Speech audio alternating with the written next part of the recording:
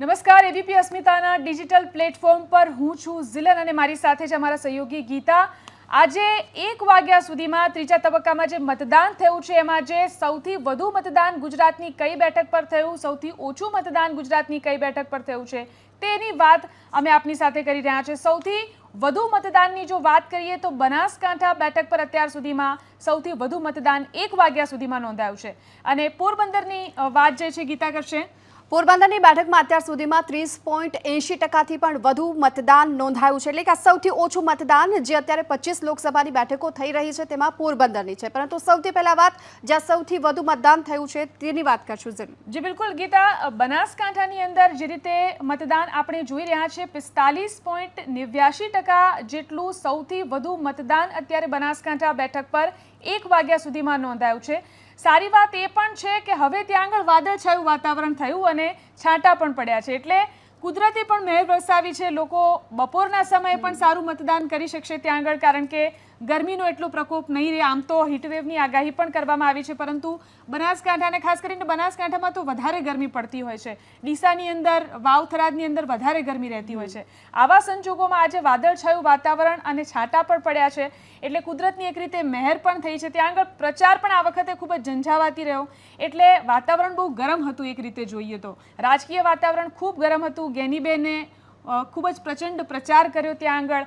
જ્ઞાનીબેને જે રીતે પ્રચાર કર્યો છે ત્યાં આગળ કે બનાસની બેન કરીને તેમણે પ્રચાર કર્યો, તો સામે ભાજપમાંથી ડૉક્ટર રેખાબેન ચૌધરી તેમને બનાસની દીકરી કરીને પ્રચાર કર્યો, એટલે બે મહિલાઓ અહીં અને જે રીતે ટકરાઈ અને જે રીતે અહીં પ્રચંડ પ્રચાર જોવા મળ્યો, વાતાવરણમાં જે ગરમી ક્રિએટ થઈ અને તેના કારણે કદાચ આજે મતદાનના દિવસે વરસાદ પણ પડી રહ્યો છે, વાદળછાયું વાતાવરણ છે, એટલે બપોરના સમયે પણ ત્યાં આગળ મતદાન વધારે થઈ શકે છે। એટલે રેકોર્ડ બ્રેક મતદાન કદાચ આપણને સાંજ સુધીમાં બનાસકાંઠા બેઠક પર જોવા મળે તો નવાઈ નહીં। પોરબંદરની શું સ્થિતિ છે? પોરબંદરમાં અત્યારે 30.80% જેટલું મતદાન 1 વાગ્યા સુધીના આંકડા સામે આવ્યા છે, પરંતુ જો ગત લોકસભાની જો વાત કરવામાં આવે તો એ દરમિયાનનો આંકડો 57% હતો।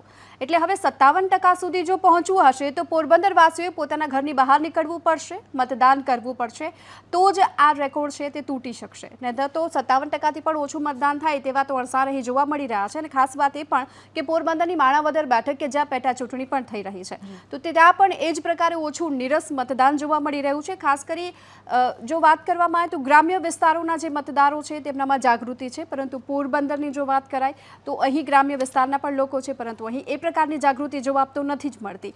જે 7 વિધાનસભા વિસ્તાર છે તે પોરબંદરનો, જેમાંથી કુલ 4 જેટલી બેઠકો છે એ ભાજપ પાસે છે અને આ સાથે એક સમાજવાદી પાર્ટી પાસે, અને 2 જે પોરબંદર અને માણાવદર હતી તો એ બંનેના જે સભ્યો હતા એ હવે ભાજપમાં સામેલ થઈ ચૂક્યા છે અને એટલે જ માણાવદરની પેટા ચૂંટણી પણ છે। પરંતુ સૌથી મહત્વની વાત એ કે પોરબંદર લોકસભા બેઠક કે જ્યાંથી કેન્દ્રીય મંત્રી મનસુખ માંડવિયા એ ચૂંટણી લડી રહ્યા છે, કોંગ્રેસના લલિત વસોયા છે, ગત વખતે પણ લલિત વસોયા અહીંથી જ ચૂંટણી લડ્યા હતા, આજે ફરી એક વખત તેઓ મેદાને છે। પરંતુ સૌથી ઓછું મતદાન જ્યારે પોરબંદર બેઠક પર થઈ રહ્યું હોય તો હવે તેનો ક્યાસ લગાવવો એ પણ મહત્વનું બની રહેશે કે આ ઓછું મતદાન છે એ કોને ફાયદો કરાવશે।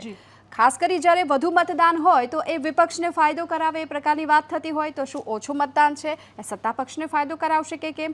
કારણ કે અહીં પણ એ જ પ્રકારની સ્થિતિ જોવા મળી। અને જેમ તમે કહ્યું કે ઓછું મતદાન ને વધુ મતદાન જ્યારે થતું હોય છે ત્યારે સમીકરણો બદલાતા હોય છે, તેની ચર્ચા પણ થતી હોય છે, તો બનાસકાંઠા બેઠક પર જ્યારે આટલું મતદાન થઈ રહ્યું છે, ગ્રામ્ય વિસ્તાર છે, લોકો સવારથી જ ઉત્સાહભેર મતદાન કરી રહ્યા છે, ત્યારે ત્યાં પણ કયા સમીકરણો કામ કરશે? કારણ કે આપણે જ્યારે હાઈ પ્રોફાઇલ બેઠકની વાત કરતા હતા ત્યારે રાજકોટની બેઠકની જ વાત થતી હતી, પરંતુ હવે બધાનું ધ્યાન બનાસકાંઠાની બેઠક ઉપર પણ શિફ્ટ થયું છે કે ત્યાં આગળ શું ચિત્ર બદલાઈ રહ્યું છે। કારણ કે જે રીતે મતદાન થયું છે કદાચ અપેક્ષા એટલી નહીં પણ હોય કે આટલું મતદાન આટલા સમય સુધીમાં થશે, અને હજી સાંજ સુધીમાં વધુ આંકડો પણ આપણે આશા એ જ રાખીએ કે વધુ મતદાન થાય અને આ પ્રકારના અપડેટ આપના સુધી પણ અમે પહોંચાડતા રહીશું। આપ જોડાયેલા રહો એબીપી અસ્મિતાના ડિજિટલ પ્લેટફોર્મ સાથે।